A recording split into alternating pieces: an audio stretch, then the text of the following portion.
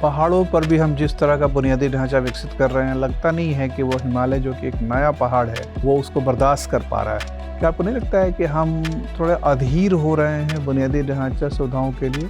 भारत पाकिस्तान रिश्तों को देखें तो भारत पाकिस्तान के बीच में एक विवाद है जो कि गुजरात से संबंधित है। कौन सा विवाद है? क्या कारण है कि हम ओलंपिक गेम्स में एक हाई मेडल टैली अर्जित नहीं कर पाते हैं?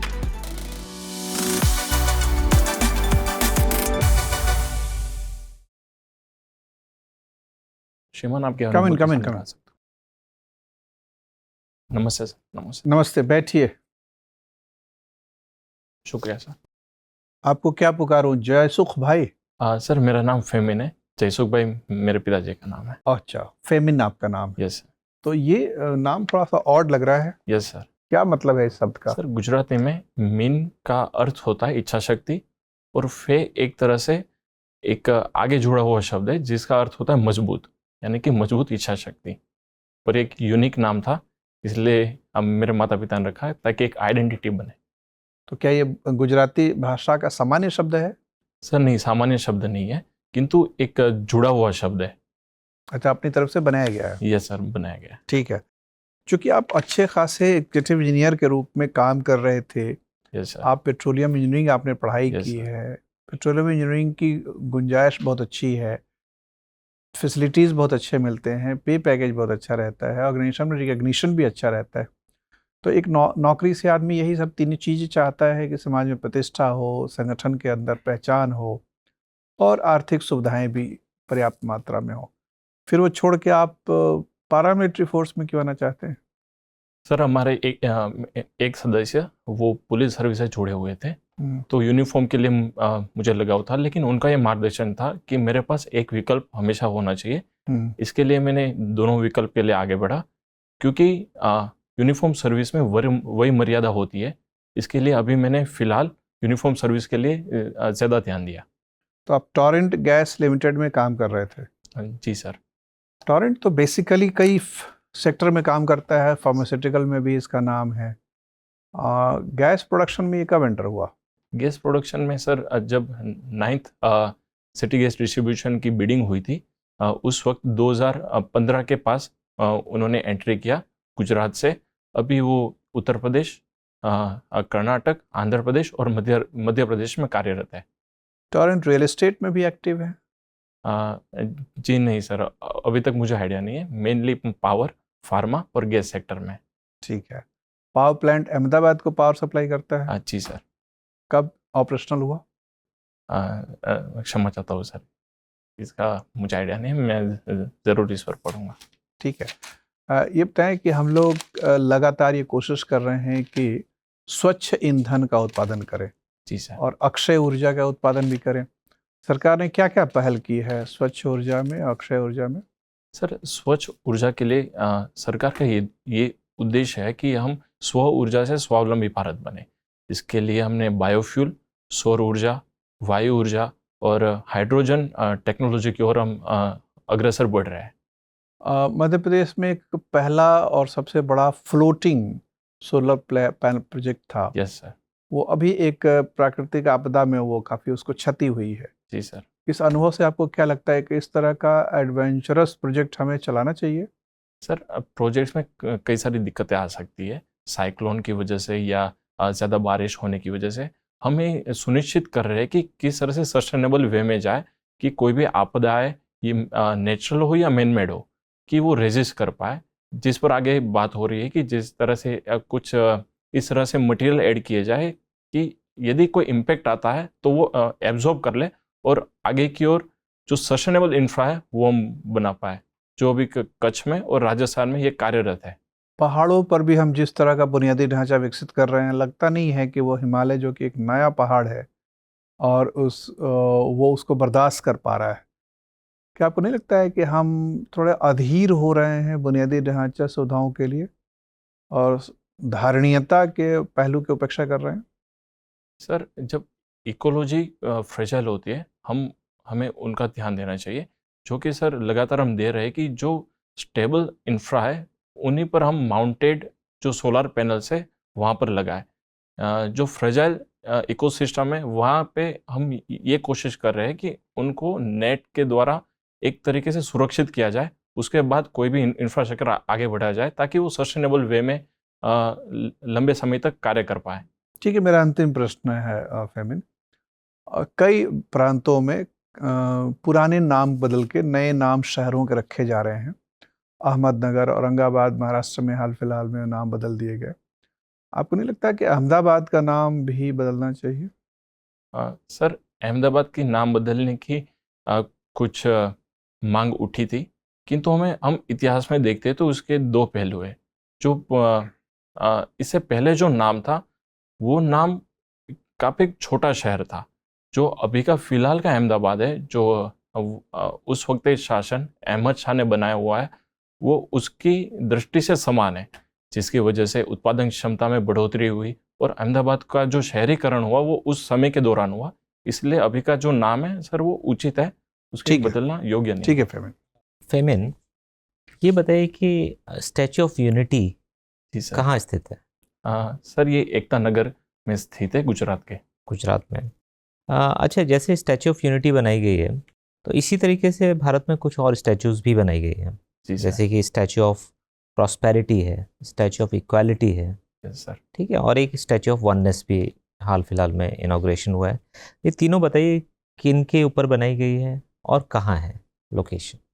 Sir, statue of equality, statue of prosperity और statue of oneness. Statue of oneness, sir क्षमा चाहता हूँ, मैंने पढ़ा था लेकिन अभी मेरे तीनों में से कोई भी याद नहीं है? सर असमर्थ, सर क्षमा चाहता हूँ। चलिए, मुझे ये बताइए कि आप जूनागढ़ में काम कर चुके हैं। जी सर। ठीक है, तो जूनागढ़ का क्या विवाद था जब ये प्रिंसली स्टेट था? जी सर। और भारत में विलय होने से पहले कुछ विवाद था यहाँ। जी सर, बताइए। सर, जूनागढ़ की ज़्यादातर जनसंख्या हिंदू थी और उनके जो शासक थे वो मुस्लिम थे। महाबत खान उनका नाम था। उनकी ये इच्छा थी कि वो पाकिस्तान से जुड़े क्योंकि उनके जो संबंध थे वो मुस्लिम लीग से अच्छे थे। ठीक है, इसके बाद क्या हुआ अल्टीमेटली?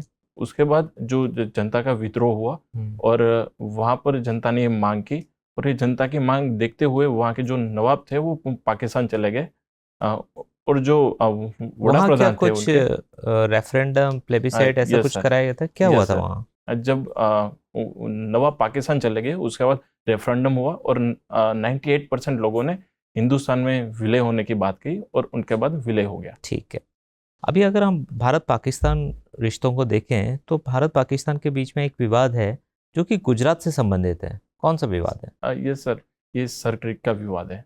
क्या है इसमें विवाद? सर, सर क्रिक में जो मैप्स थे उसमें ये दिखाया जाता है कि सिंध के प्रोविंस और जो कच्छ का प्रोविंस थे उनके बीच एग्रीमेंट्स हुए थे और जो सर क्रिक का एरिया है, जो पाकिस्तान है, जो इंटरनेशनल लॉ रूल को मानने के लिए तैयार नहीं है क्योंकि उनकी ये इंटरनेशनल लॉ क्या है? अगर कोई वाटर चैनल है तो उस पर क्या कानून लगता है? हालवेग करके सर एक रूल है जो ये कहता है कि ये सर स्ट्रीम है तो उसके मध्य से दो मध्य सीमा होनी चाहिए, लेकिन पाकिस्तान का ये प्रस्ताव है क्योंकि ये 12 महीने तक ये नेविगेबल नहीं है तो इसको नहीं मानना चाहिए। जबकि हमारा ये है कि जब हाई टाइड आती आपके है हिसाब से नेविगेबल है। किसका स्टैंड सही है? सर, पाकिस्तान भी बात तो ठीक कर रहा है कि पूरे समय तो नेविगेबल नहीं है। सर ये डिस्प्यूटेड इसीलिए है। हमारा सर हमारा प्रस्ताव सही है क्योंकि हाई टाइड के दौरान ये नेविगेबल हो जाता है और यहाँ पे फिशिंग की एक्टिविटीज भी होती है। ठीक है, अब मुझे ये बताइए कि ग्रे हाउंड्स क्या है? सर, ग्रे हाउंड्स एक स्पेशल यूनिट है आंध्र प्रदेश द्वारा बनाई गई जो नक्सल एरिया में काउंटर नक्सलिज्म ऑपरेशंस कंडक्ट करती है। ठीक है, आपने सीजीडी में भी काम किया, विशेष योग्यता है आपकी ना? सीजीडी क्या होता है? CGD sir city gas distribution है। ये कितने शहरों में है अभी भारत में? सर अभी भारत में 261 जियोग्राफिकल एरियाज है वहाँ पर ऑपरेटिंग है जो 12th। सिर्फ ये बताइए मुझे लास्ट की जैसे सीएनजी होता है। जी सर। सीएनजी में जो हम नेचुरल गैस सप्लाई कर रहे हैं, जी सर, जो उसका प्रेशर होता है और जो गाड़ियों और जो घरों में सप्लाई कर रहे हैं, ठीक है, जो कि पीएनजी है, पाइप नेचुरल गैस, इसमें प्रेशर का क्या डिफरेंस है? सर सीएनजी में 200 बार तक का प्रेशर होता है जो काफ़ी हाई प्रेशर है, और पीएनजी में 24 मिली बार प्रेशर होता है जो काफ़ी कम प्रेशर है। अच्छा, और इसको कैसे हम रेगुलेट करते हैं? सर जब गैस की बात आती है तब गैस को एक जगह से दूसरे जगह स्थान पर पहुंचाने के लिए सिर्फ प्रेशर ही काफ़ी है, हमें किसी पंप की आवश्यकता नहीं होती। इसलिए हाई प्रेशर से लो प्रेशर के दौरान गैस अपने आप मूव होती है। अच्छा, ठीक, धन्यवाद। फेमिन, आपके फॉर्म को देखकर पता चलता है कि स्पोर्ट्स एंड एथलेटिक्स में आपकी विशेष रुचि है, आप स्विमिंग भी करते हैं। जी सर। जब हम ओलंपिक गेम्स की बात करते हैं तो भारत का बहुत असरदार प्रदर्शन नहीं रहा है अभी तक।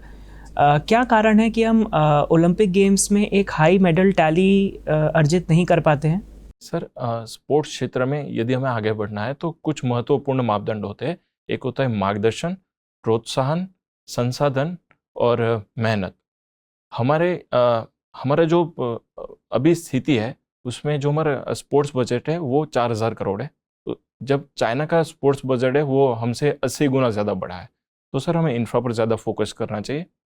जैसे कि हम देखते हैं कि हरियाणा से कई सारे रेसलर मिलते हैं क्योंकि वहाँ पर मार्गदर्शन और प्रोत्साहन बढ़िया मिलता है।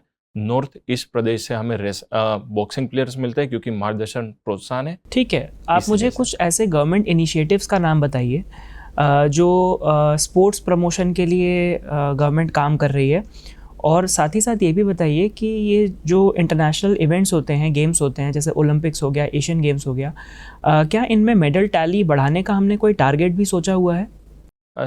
सर मैं स्कीम्स की बात करूँ तो खेलो इंडिया मेन स्कीम है जिसके चलते खिलाड़ी को वित्तीय सहाय भी मिलती है, और जो खिलाड़ी एक एज बन जाते हैं तब वो एक कोच के तौर पर भी कार्य कर सके और पूरी सप्लाई चेन बने। और सर हमारा जो टारगेट है, सर क्षमा चाहता हूँ, टारगेट के बारे में मुझे अभी पता नहीं है, किंतु हमारे जो मेडल टैली है वो लगातार बढ़ रही है। एशियन गेम्स में जितने हमें पिछले 83 मेडल्स मिले थे, लास्ट एशियन गेम्स में हमने 120 से ज़्यादा मेडल्स मिले। नेक्स्ट ओलंपिक गेम्स कहाँ प्रस्तावित हैं?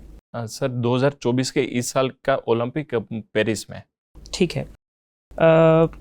फेमिन, आपने डुअल यूज टेक्नोलॉजी के बारे में सुना है? Yes sir. क्या होती है ये? सर ड्यूअल यूज टेक्नोलॉजीज जो सिविलियन पर्पस और मिलिट्री पर्पस में यूज़ की जाती है, जिसमें कम्युनिकेशन डिवाइस होते हैं, रडार्स हो सकते हैं। ठीक है। MTCR के बारे में जानते हैं आप? Yes sir. क्या है ये? Multilateral technology control regime. Sir ये मल्टीलेटरल है या मिसाइल है? सर क्षमा चाहता हूँ, मिसाइल है। Missile technology control regime. Control regime, बताइए।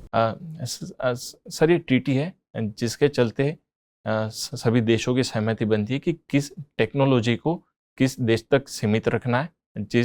जैसे कि रॉकेट रिलेटेड टेक्नोलॉजी को सर इनमें इसमें रखा गया। इन्होंने एक पैरामीटर डिफाइन किया हुआ है कि मिसाइल की रेंज कितनी होनी चाहिए, पेलोड डिलीवरी कितनी होनी चाहिए। जानकारी है उसके बारे में आपको?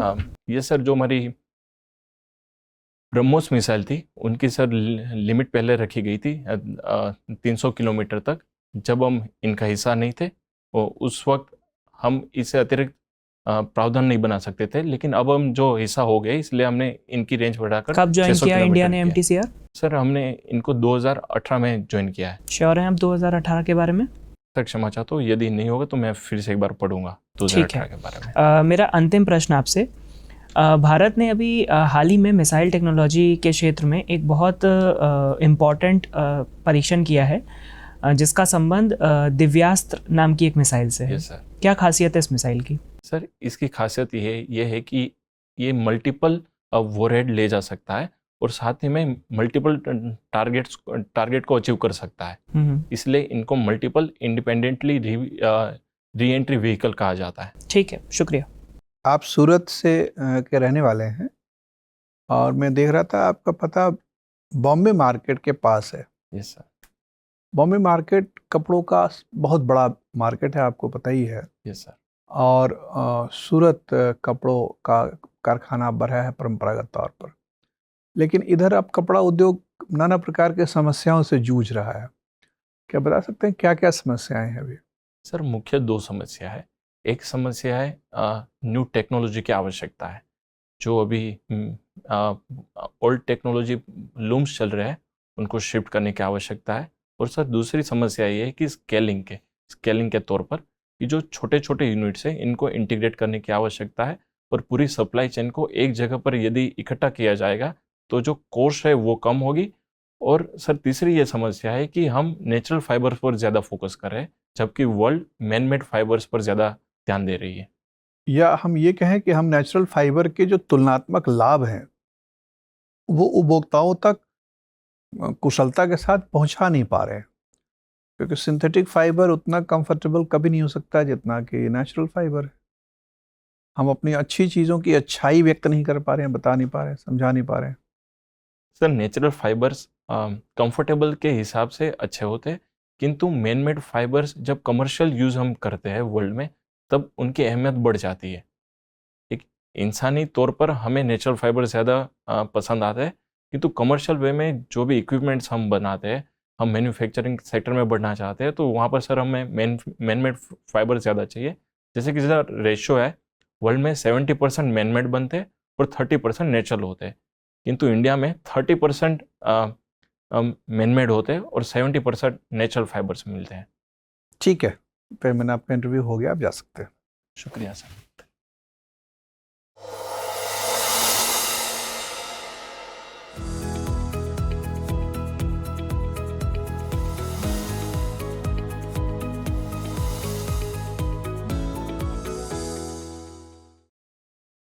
आइए फेमिन, बैठिए। देखिए, हमें आपका कुल मिला के परफॉर्मेंस अच्छा लगा। जी सर। कोई बहुत बड़ी बड़ी बातें नहीं हैं जिसमें कि करेक्शन की ज़रूरत है। 15 मई को इंटरव्यू है, आप लगभग तैयार हैं। बस ये है, एक आध दो प्रिकॉशन ध्यान रखना है आपको जी सर। कि जब तक किसी विषय के बारे में पूर्ण सूचना अपने पास ना हो, ठीक है सर, और दिल कर रहा है कि बोले भी, तो उसमें एक कैविएट होना चाहिए। वाक्य में शुरू में बता दें कि सर जहाँ तक मुझे ध्यान आ रहा है, जो कि शायद गलत हो। Okay sir. जैसे MTCR के बारे में आपका जो इन्फॉर्मेशन था वो फैक्चुअली गलत निकला। Okay sir. आपने 18 बोला शायद, ओके सर। 16 से ही वो ओके सर। हम लोग सर हैं। मैं तो थोड़ा ऐसे कंफ्यूज ऐसा हो सकता है। 6 और 8 के बीच में, हैं? 6 और 8 के बीच में थोड़ा सा कंफ्यूज हो गया था। हो सकता है, हाँ। तो ऐसा जब भी कभी लगे कि 5-10% भी अगर गुंजाइश है, जो कि ठीक है फैक्ट में कई बार आदमी रिकलेक्ट करने में गलती कर सकता है, तो बता दे कि सर जहाँ तक मुझे याद आ रहा है शायद 2018 है, लेकिन हो सकता है इसमें थोड़ी और क्लैरिटी की ज़रूरत हो। जी सर। और आंसर कोशिश करिए यथासंभव, हालांकि आपने ज़्यादातर आंसर ठीक ठाक दिए, लेकिन कोशिश करिए कि और क्रिस्प हो और टू द पॉइंट हो, तो बेहतर असर डालता है वो। और बाकी जो सामान्य जानकारियां हैं कि जितने भी CAPF के ऑर्गेनाइजेशंस हैं, पैरामिलिट्री फोर्सेस हैं, उनके सब के बारे में, उनकी ब्रीफ हिस्ट्री, किस कॉन्टेक्स्ट में वो अस्तित्व में आए, ख़ास तौर पर आज 9 मई है, आज से एक महीना पहले 9 अप्रैल का दिन बड़ा महत्वपूर्ण माना जाता है। 1965 में पाकिस्तान ने हमला कर दिया था गुजरात के 2-3 पोस्ट पे, यस, सरदार पोस्ट और ये सब पोस्ट। तो वो सब स्टोरी थोड़ा सा ठीक है सर। सबका देख लीजिएगा कि किस परिस्थिति में BSF बना, किस परिस्थिति में ITBP बना, उनके उद्देश्य क्या हैं। ठीक है, किसी का कोई बहुत महत्वपूर्ण नारा है, किसी का बहुत अच्छा प्रतीक है, इंसिग्निया है। जी सर। 2.5 मूर्ति किसका इंसिग्निया है, UN फाउंडेशन डे के दिन कौन सा इसमें स्थापित हुआ था, इस तरह के कुछ सूचनाएं, तो सबके बारे में थोड़ा सा पढ़ लीजिएगा। और जो चीज़ें हैं कि हमारे जितने भी बॉर्डर इशू हैं, नेपाल, भूटान, म्यांमार वाली थोड़ी सी चर्चा में है, उस पर थोड़ा सा गौर कर लीजिएगा। फ्री मूवमेंट रिजीम हमने रोक दिया है, उसमें अब फेंसिंग कर रहे हैं, ये सब थोड़ा सा इंफॉर्मेशन अपडेट कर लीजिएगा। बाकी जो कि आप पेट्रोलियम इंजीनियर हैं, तो वहाँ से बहुत तरह के सवाल आ सकते हैं। ख़ास तौर पे आसाम में कुछ डिस्टर्बेंस हो रहा था। Okay sir. वो रिफाइनिंग एरिया में ही डिस्टर्बेंस था, तो उसमें अभी स्थिति क्या है और हमने कैसे उसको मैनेज किया। Okay sir. तो वो थोड़ा सा अपडेट रखना है। ठीक है, और कोई संदेह या सवाल हो तो पूछ। सर ये टाइट ड्रेस होता है कि ना अच्छा नॉर्मल है ना? एंट्री आपके ठीक है, जो औपचारिकताएं निभानी चाहिए, ग्रीटिंग आपकी ठीक है, ड्रेस इज वेरी नाइस, बैठने की भंगिमा ठीक है, लेकिन थोड़ा सा और स्ट्रेट अगर होकर बैठ सकते हैं तो अच्छी बात है, लेकिन ओवरऑल अच्छा है। फेशियल एक्सप्रेशंस, आई कांटेक्ट वगैरह सब अच्छा है। ठीक है सर। ठीक है। और आप थॉरली विनम्र आदमी हैं, शालीनता से पेश आ रहे हैं, वो सब अच्छा है। ठीक है, all the best. Thank you sir.